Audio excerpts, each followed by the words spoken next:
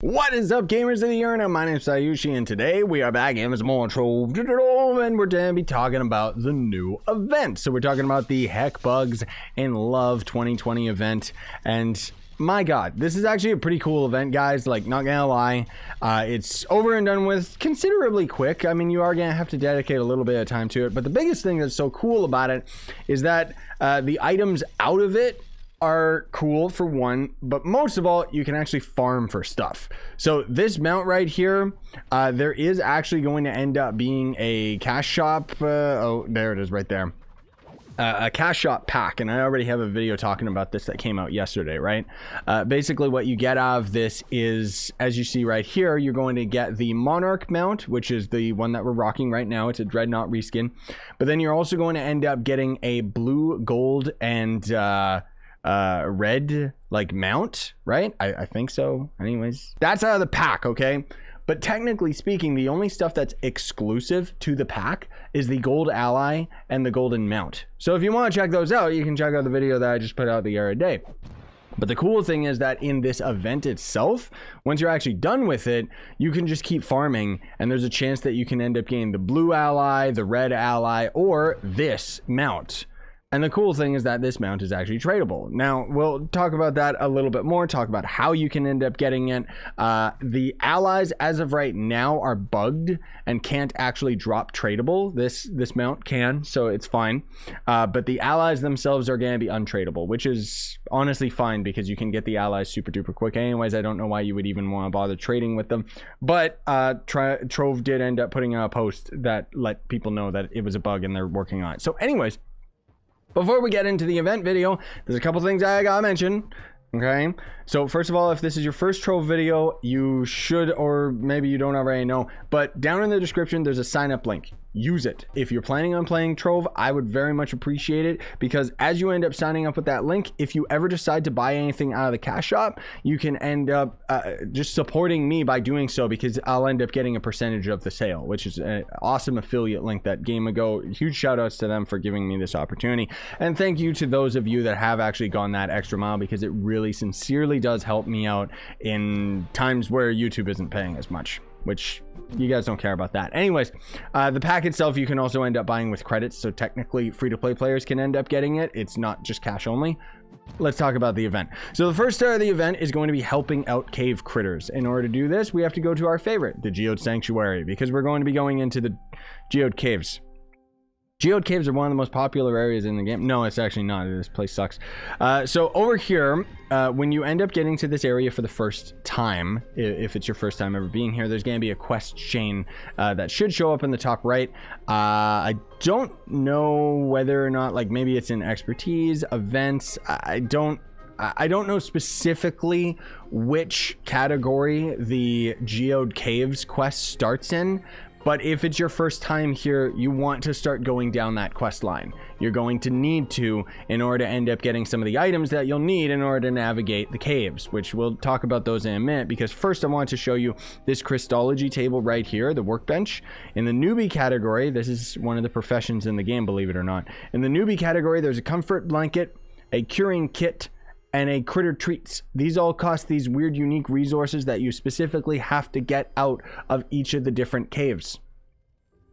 Yeah, there's different caves. So the Sun Kelp, for example, is in tiers 1 to 3 out of the Sunken Sun Vault. The Kelp is in the 1 to 3 of Verdant Veins. You get the idea. So if you're grinding completely free to get all of these items, it's going to take you a while, especially if you haven't dabbled in the Geode Caves at all. I've got plenty of tutorials that already talk about all this stuff, so you guys can check those out if you feel so inclined, okay? But the ultimate goal of getting through the main quest line is you're going to end up getting these modules and getting your hands on the rocket boots, which is going to help you to navigate the Geode Caves. Now we'll just hop in here so I can show you what you're actually going to end up doing, assuming you have all of that out of the way. honestly, your best bet is probably going to be just grinding the like just grinding for flux or something like that, like grind nitro and sell it so that you can end up just getting flux in order to end up buying the resources that you need in order to end up getting all of these items to help and save the cave critters. But as you can see, you can kind of build up a lot more momentum. This is like, I have all of these tools maxed out, so there's like the grappling hook and junk like that. But anyways, this is a cave critter. There's a couple different examples of this. This one right here you can see is cold, so we literally are going to throw a blanket down on him.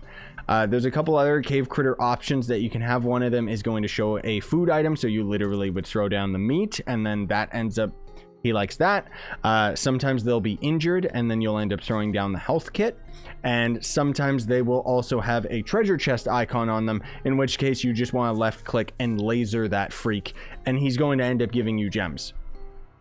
Anyways, you gotta do that to 25 different critters in order to end up completing this part of the quest. And then you get the most important item of this event, is the preserved Pawel Meat. You will actually get the Pawel Meat in your claims menu, so it will show up here amongst other things that you'll end up getting out of the event.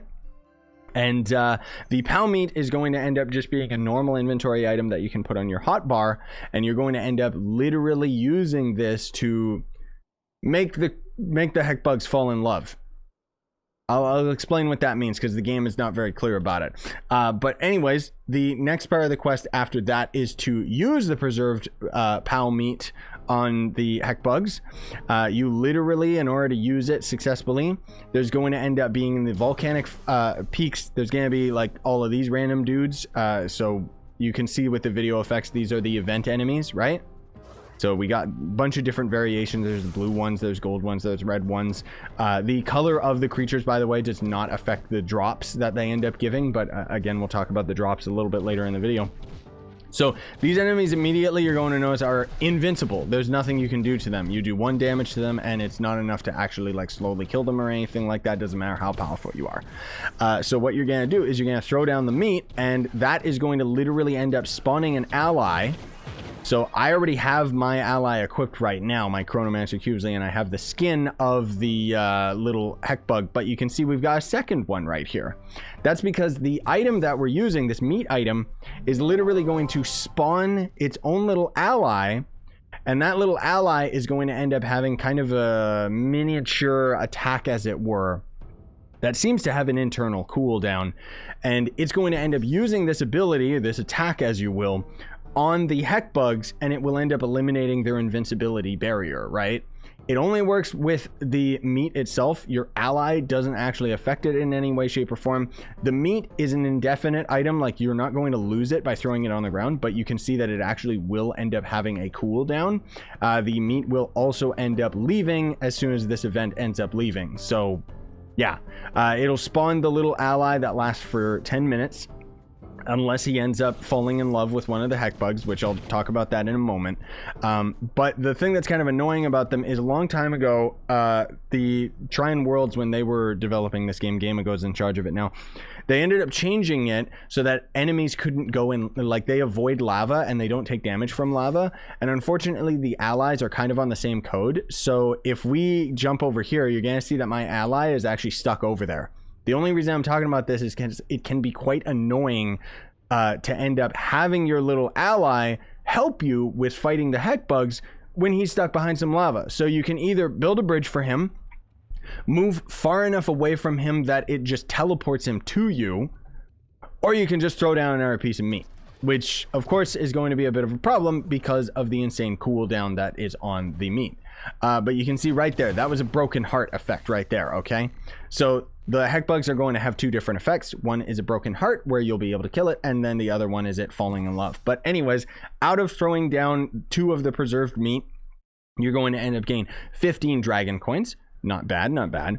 And then it wants you to defeat 20 of the Heckbugs, which easy peasy. We pretty much covered that already by just explaining how the meat works in the first place. Its barrier is gone. Punch is dead.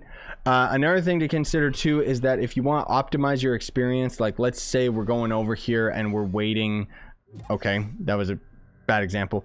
say we end up going over to a bug and it's just our little ally just refuses to remove the invincibility of the Heckbug, you can actually just throw your meat directly on the Heckbug, and usually your ally will spawn right then and there and end up casting the effect that will end up making them susceptible to damage. Okay, so anyways, you gotta defeat 20 of them, and then you'll end up getting 15 Bound Brilliance. Awesome. And then you have to collect 10 skittering heart boxes from the Heckbugs. So when these guys fall in love, you'll end up seeing not a heart break, but you'll see the heart icon be positive, right? And in most cases, it'll make them shrink. Sometimes it makes them grow. It seems to be inconsistent. But I think what's supposed to happen, God, this game's laggy now. What's supposed to happen is when they fall in love, they're supposed to shrink because they're becoming calm and, you know, becoming small to end up syncing up with the ally. And when they have a broken heart, they're supposed to get angry, so they get all big, right? So when they shrink, what's supposed to happen is the same as the critters in the cave. They'll just end up despawning, and then they'll end up giving you a skittering heart box, right?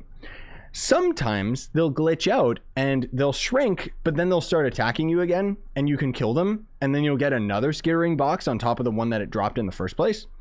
At this point, when these things fall in love and it ends up doing that effect where it ends up giving you the skitter box instead, that is when they can end up dropping the allies and when they can end up dropping this mount. It's very rare, but it happens. Out of, you know, just before I recorded this video, I did a 3-hour live stream that will probably show up tomorrow at some point if you guys actually want to watch through it.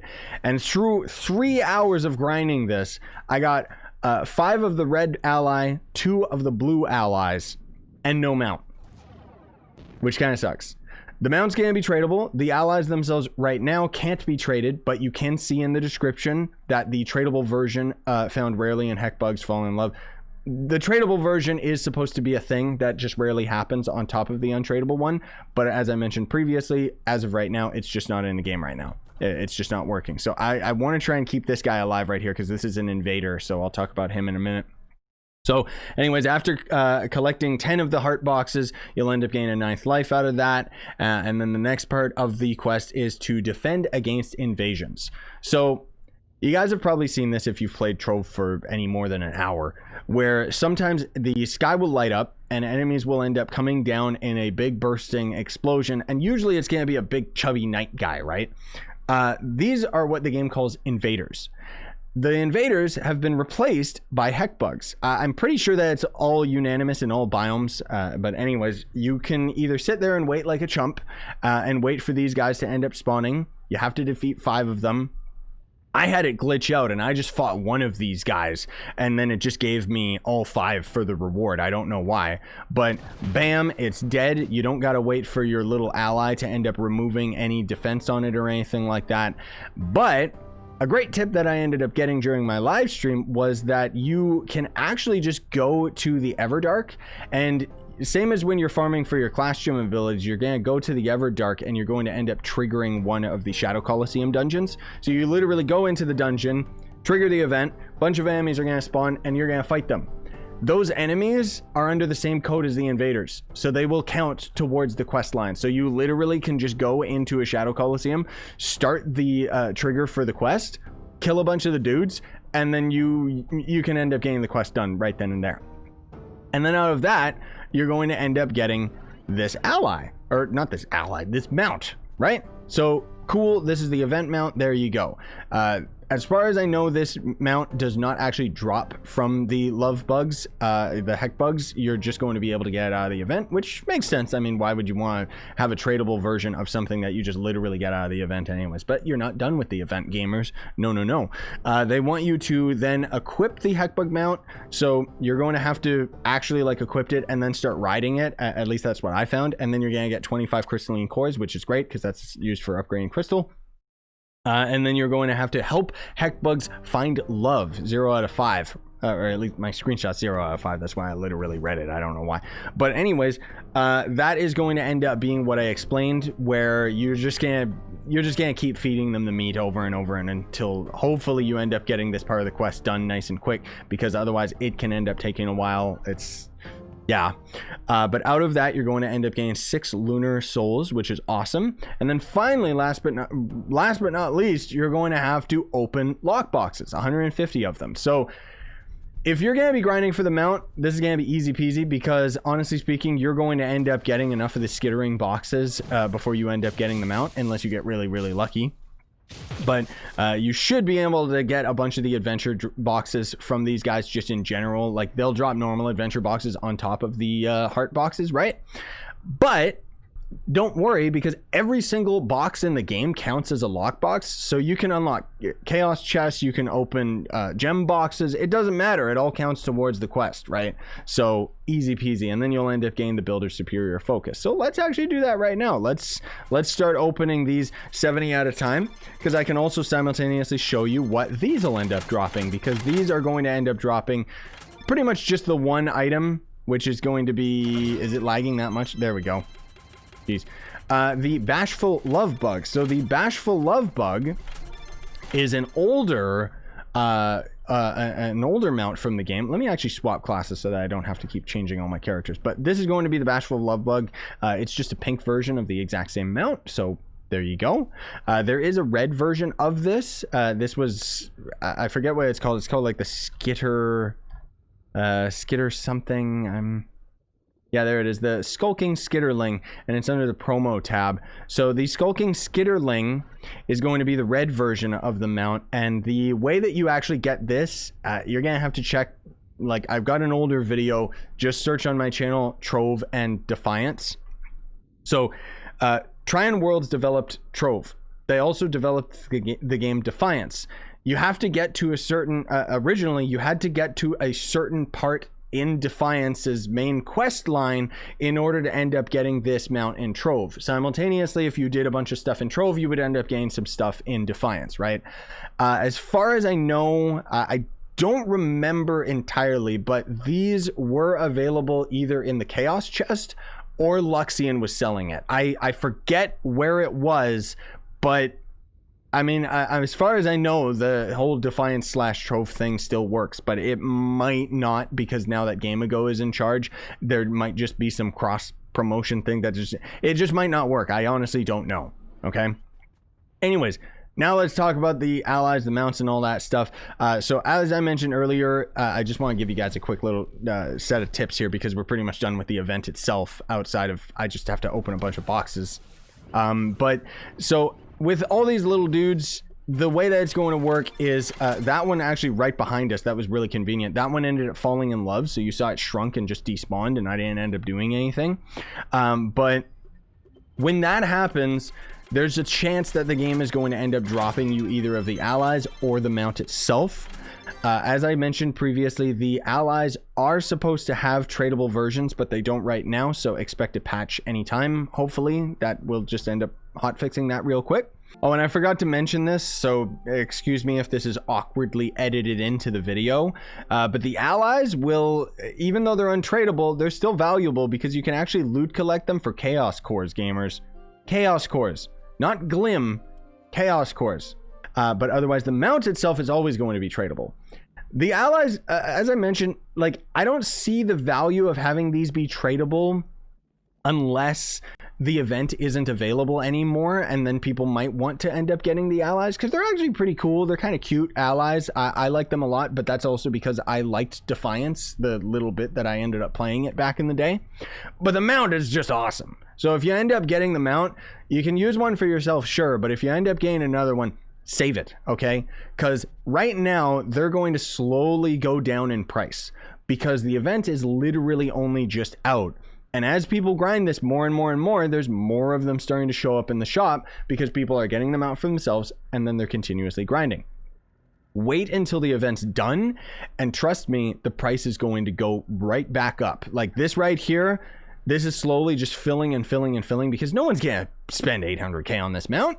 They can just grind it themselves, man. All you gotta do is just dedicate a couple hours to it, like seriously. But the fact that this mount is so cool and is a Dreadnought reskin means that it's always going to be valuable. So even after the event is done, it's something really, really cool, as opposed to a lot of stuff in Trove. Like, my big hot tip for you guys, if you're ever trying to end up selling anything, is that unless it's wings or a Dreadnought reskin or just something really, really coveted by players, there's no point really waiting to sell them, because the allies, for example, if you have tradable versions of these, I mean, they're always going to be dirt cheap because they're forgettable. There's so many other allies in the game that nobody's going to go out of their way where they're like, I want to spend 500k to get this little ally. No, they'll probably spend 500k to 800k to end up getting this mount, believe it or not, after the event is gone, because they're just going to be like, oh my god, that's cool, right? And they want to have it. It's beautiful. Anyways, this was a longer event video than I expected because I wanted to give you guys a very in-depth explanation of how these guys actually work.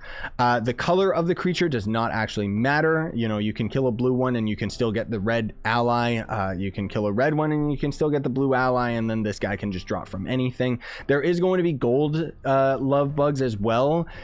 Those don't matter because, like I said previously, the golden ally and mount are exclusive to the store pack. So if you want that extra bit of mastery, which, I mean, unless you're me, you don't really want to, then there's not much reason to end up buying the store pack, honestly speaking. Like, you get the coolest thing out of this event from just grinding the enemies. And it's awesome that Game Ago has been doing stuff like this with a lot of their events. Like, the events are becoming a lot more interesting, and they're great for free players, you know? Like, it's just thumbs up for that. Like, I really like what Game Ago's been doing with this game. It's been a slow development process, but it's awesome. Anyways, this video is long enough. I hope that I can end up spending some time to end up grinding them out myself, because I do want to have one for a giveaway. But in all honesty, guys, I'm going on a 2-week trip to Japan on Monday, so I probably won't have enough time. But anyways, you can end up checking out my 3-hour live stream tomorrow on Trove if you really want. Have a great day. Smash like, sub for more. Buy the merch. Sayonara. Stay epic, gamers.